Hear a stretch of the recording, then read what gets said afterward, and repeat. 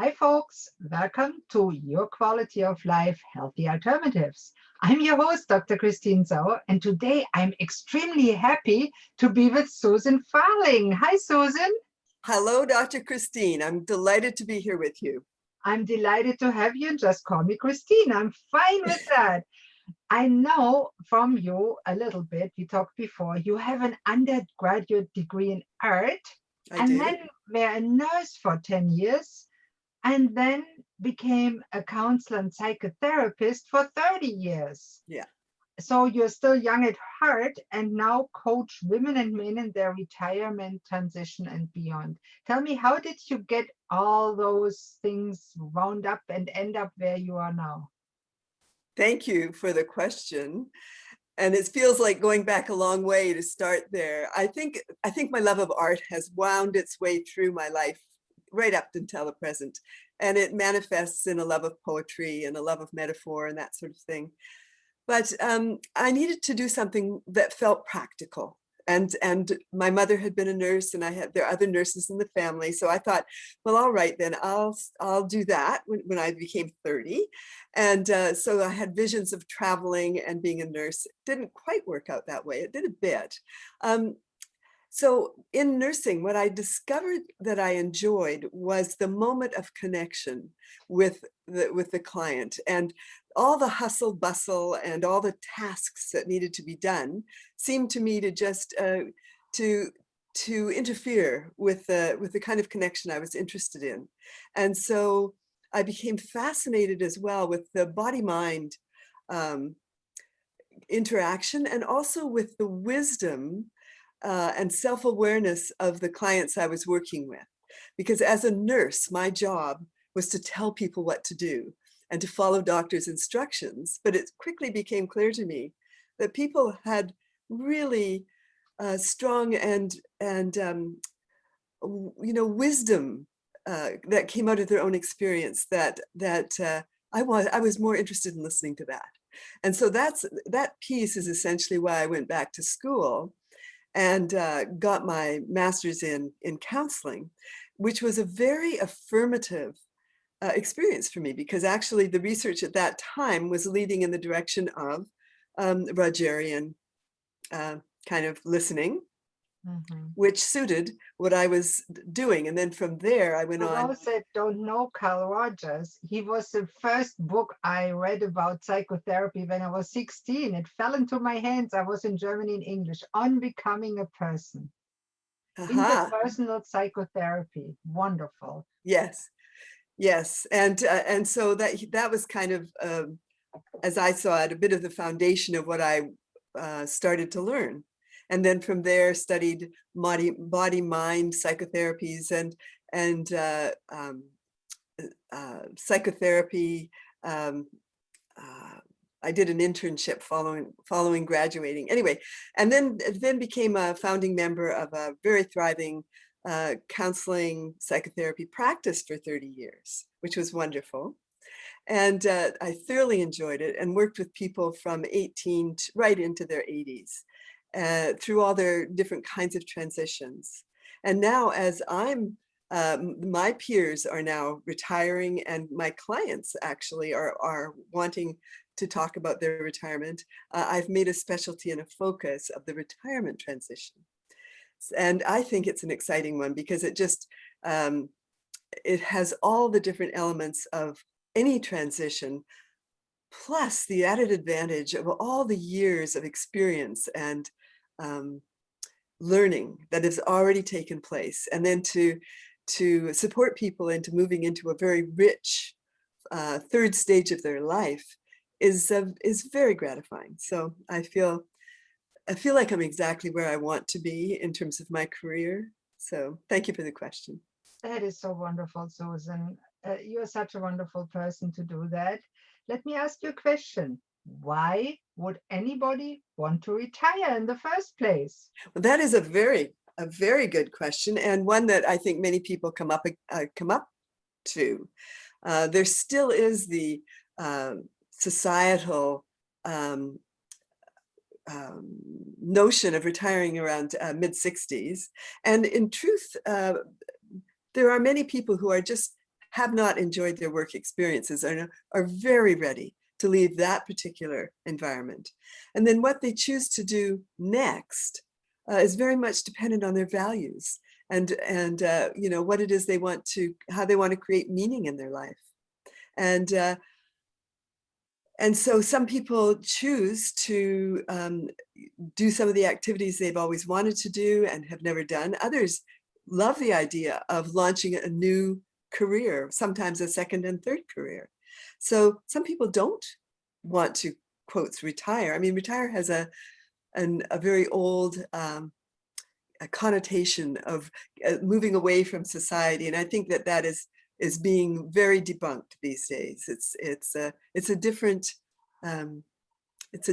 world that we live in, and it requires a great deal of flexibility, I think, from all of us.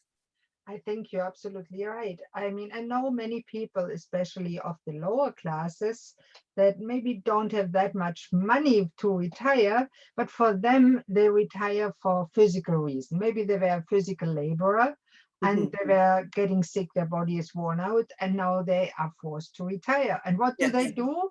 They flop out on the Chesterfield, watch TV. Would you call that retirement? I would call that exhaustion. You know, That's a good one. yeah, I personally don't really like labels. You know, I fussed around with the word retirement for a while when I started to focus in on this part of this transition. And then I decided, you know, what's more important is what's actually happening, what really matters to people, and how are they going to create meaning and purpose in their lives? How are they going to find social activities that are satisfying? Where are they going to find their sense of self in this next stage and phase? And the other piece is that, you know, I do believe that it's possible to truly transform our experience, and having experienced that myself a number of times in my life. And so I think we can do that at any age and stage. I couldn't agree more. As my motto says, it's never too late to start living your best life. And I'm so That's right. happy to speak with somebody that helps people just like I doing exactly that. That's right. Wonderful. Good. So tell me the story that we talked about before. Okay. I would love to. Because this is a story I really haven't talked about publicly. I had it's about a 30-year-old experience in the past. My doctor always used to say to me, you should write a book. And so rather than writing a book, I'm going to tell you about it. So when I was in my early 40s, I developed severe adult onset asthma. And I had overextended for many, many years.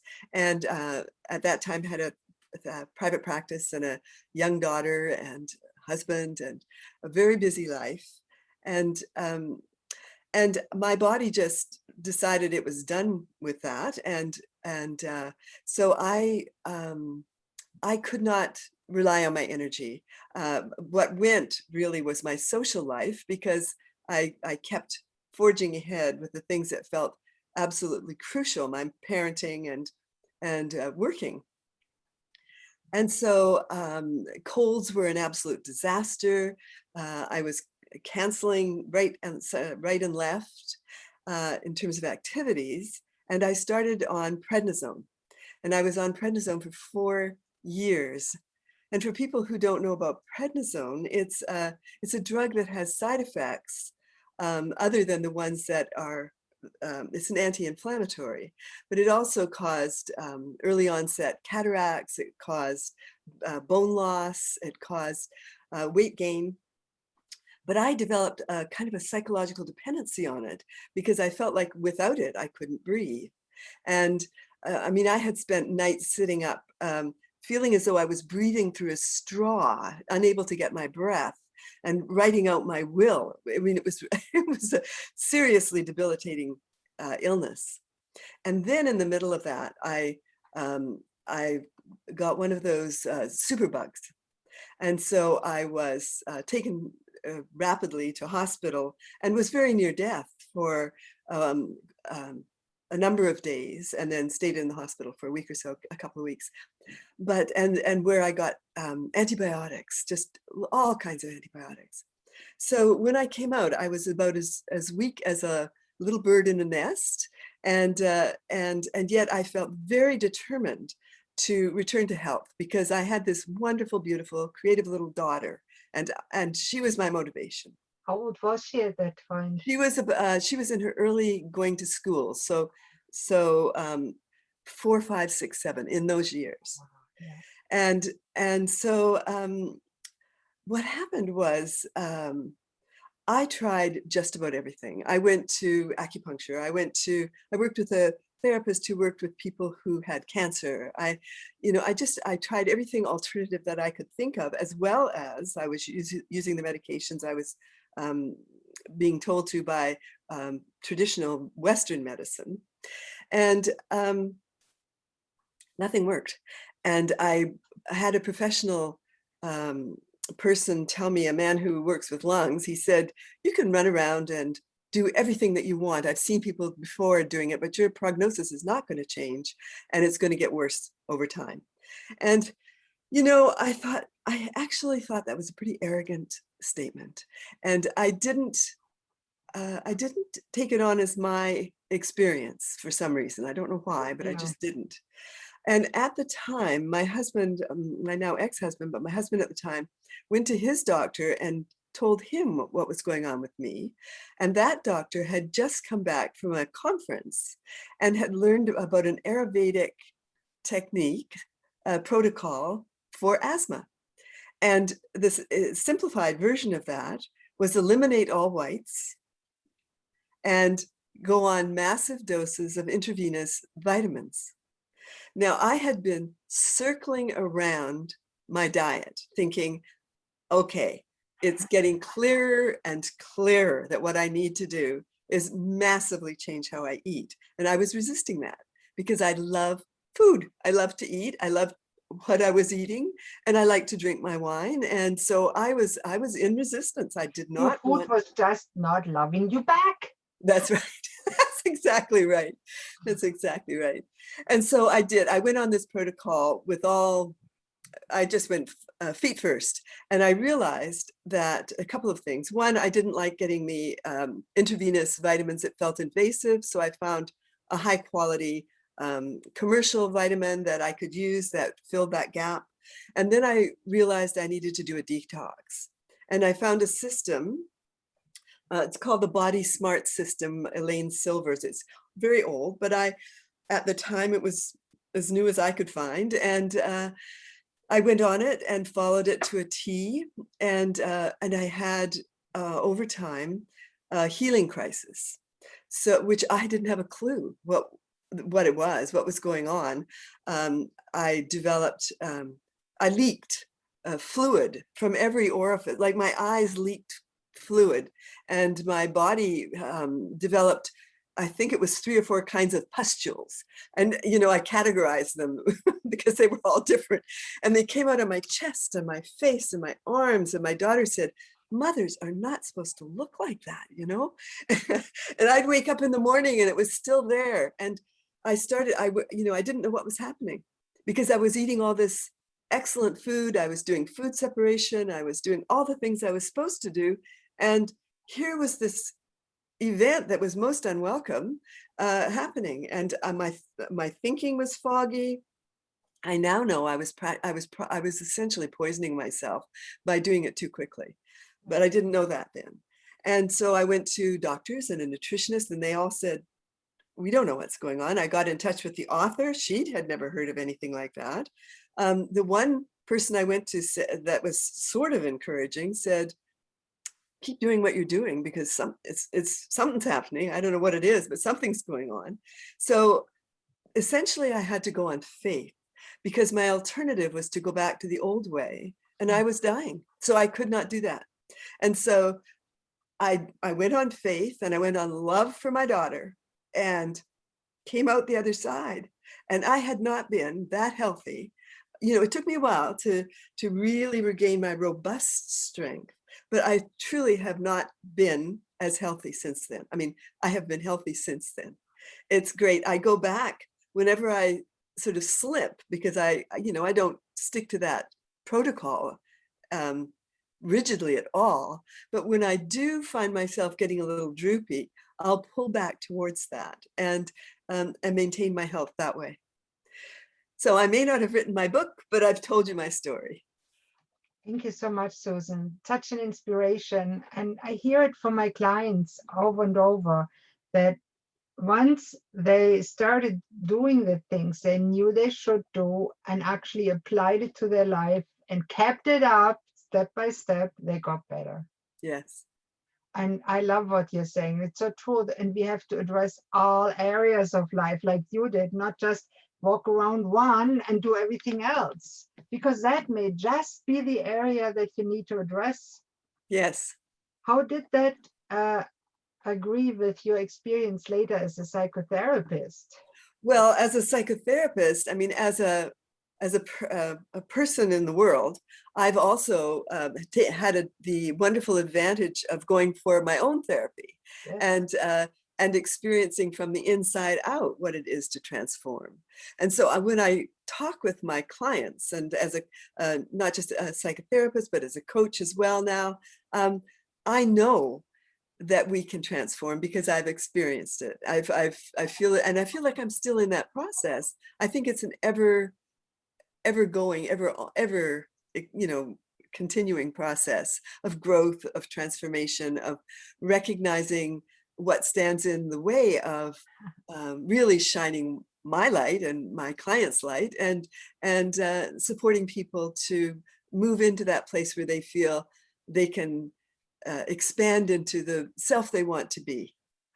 Do I hear that you have the word growth as a meaning of what you're doing?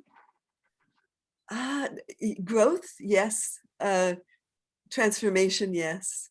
Yeah, Yeah, because I just see here, I have, and behind my computer is a wall, and I yes, have a big poster on there with a big word on it, growth, and then personal, work, financial, and for others. And that's yes, what I'm doing constantly. And I'm going yes, on 60. I'll be 60 next week. I'm proud of it. yes, And the more I get older, the happier I get. yes. And And that's I very always interesting. say, if you're not happy living the way you're living now, you will never be happy. Hmm. Is Well, that it's true? I don't know if you've heard of the U curve of happiness, which Oh, is, tell me. it's very interesting. Apparently, and this has been globally studied. Um, when we by the time we're in our late teens, we start to lose our sense of personal happiness, apparently, and it kind of grounds out around 40 to 50 and starts to rise again. So by the time you are in your 60s, you're back to feeling as um, much happiness and joy as you did as an adolescent or young person, and then it goes on up into your 80s, so Yeah. that the capacity for pleasure and enjoyment is truly expands. I have a I have theories that that's about living in the present and taking joy in the moment more and The more as little our life, as we develop a frame around our life more and more. and appreciating the little things. Yes, Like our conversation right now, it is wonderful it to is. be in contact, even via Zoom. It's the next best to meeting in person, That's right. uh, to a real person and talking about issues that affect us all, Yes, because we are all humans. yes, Some people are running away from their own life. yes. Mhm. What was Yes, I your think that's probably why we made a connection in the first place. yes? What was your most memorable patient or client? Of course, no names, but just Well, the most memorable client for me is typically the people I'm working with right now, and people who come very challenged and are willing to dig in and do the work and take on the challenges um, and be honest about where they are and what the struggles are, and honest too about their successes and their celebrations. And you know I truly celebrate the people, the clients, my clients who are Well, I just celebrate them all, really. And I feel that's really a mark of great coaches, because we all learn the most from our clients, don't we? Yes. By experiencing secondhand what they're experiencing, we are growing as people ourselves. Oh, truly, all the time. I'm humbled by what I learned. Yes. Yeah. And one of the most memorable moments in my life was when I was in the 6 weeks group psychotherapy program after I was in the mental health program after I tried to kill myself in 1998. And one of the ladies in that program was 83 years old. And she was very depressed and down. And she took on the challenges. She transformed her life. And at the end, she was our inspiration. And that's where I got my motto. It's never too late to start living your own life. She was 83 then, God love her. I don't think she's still alive. I don't know. That's a long time ago. Maybe she's Yeah. it. But at least she had a good rest of her life. Yes. Well, And I started to feel liberated when I turned 70, and I stopped dyeing my hair. yes, good for you. And yeah, and I'm mid 70s, and I really think it's a great time of life. Yeah, I'm looking forward to it. Yes. I truly am looking forward to getting older myself. And if your listeners and our listeners get older there, and many of them, and you all will get older unless you die before that, the alternative is not good for It's most people. yeah. And it's never too late. And Mhm. find somebody that speaks to you, whether it's Susan or myself or another coach or psychotherapist, if you're not living your best life. Mhm. I was just thinking as you were saying that I think one of the qualities that uh, creates resilience as we age is curiosity. Yeah. Curiosity and just interest in our surroundings. There is so much to be fascinated by in my perspective. I understand that is not necessarily true for everybody, but yeah, just as you were I talking, like that point. And my mentor, Dr. Amen, always says, be curious, not furious. mhm, That is such a nice turnaround. So many mhm. people are upset when their expectations are not met by life. And that Yes, happens a lot. If instead you are curious, your attitude changes. So I totally agree with you. And life suddenly becomes a fascinating quest of search and finding. yes, and what you just said around attitude. I mean, really, the research around the impact of attitude on our cellular health, on our emotional lives, on our physical lives, it's just we have a huge impact on our experience with the attitude, and we have choice in attitude. You know.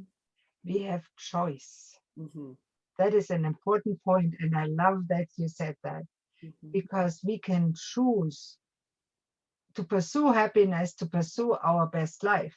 mhm, And we can choose to accept the help if we feel that's what we need. And mhm, it's our choice to be angry about everything that comes across us, mhm. or to accept those serenity prayer comes in, what we cannot change, and change those things that we can. And one of the things we can change is ourselves, our attitude, what we are eating, what we are doing. Wow, that is Mhm, that is a good one. I love that, Susan. mhm. Thanks Well, for I bringing. actually wrote a book, One Choice at a Time, a counselor's practical guide to well-being. And I do believe it's one choice at a time. One choice at a Sometimes, time. Can they yeah, find that? Where can they find that? On Amazon? it's Or? it's in its second edition, and so it's going to be coming out soon. But right now, it's not in print. Okay. So in the second edition, it will be online on Amazon and all those Yes. booksellers, Chapters, Indigo, and wherever you want to go. Mhm. Awesome. And of course, on your website, which is My website is www.susanfarling.com. And anybody who chooses to go there can download And if they're interested in the retirement transition, they can download an ebook that's called The One Big Mistake Even Bright Savvy People Make About Retirement and How to Avoid that. That sounds interesting. And I bet it's not how to invest the money if you have it. It's not about that, right? No, it's not at all about Better that. than that. Yeah, it's much different. Money does not produce happiness at all. Mhm. Well, it buys toothpaste, but it's important to recognize, I think, that it's certainly not the focus. Yeah, and that little you have to have enough to have safe living quarters, yeah, as safe as possible in life. Life is never safe, and enough to eat for the next. yes, Yeah, yeah, that I agree. But if you have yeah, more than that, it's a luxury. yeah.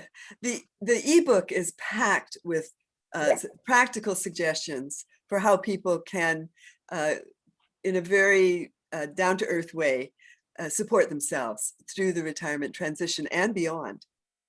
And I actually looked at that and I completely agree. It's a great resource and I recommend all our listeners to download it. I put the link to your website right under your video.